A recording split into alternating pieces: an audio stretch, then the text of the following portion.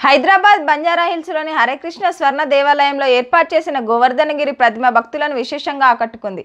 500 కిలోలతో స్వచ్ఛమైన శాకాహారంతో దీన్ని తయారు చేశారు.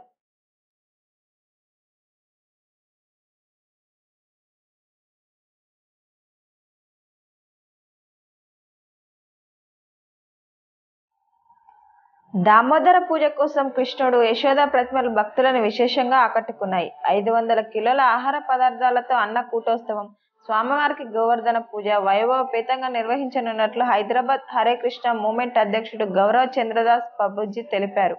ఈ వేడుకకు పెద్ద సంఖ్యలో భక్తులు పాల్గొని స్వామి అనుగ్రహాన్ని పాత్రలు కావాలని కోరారు.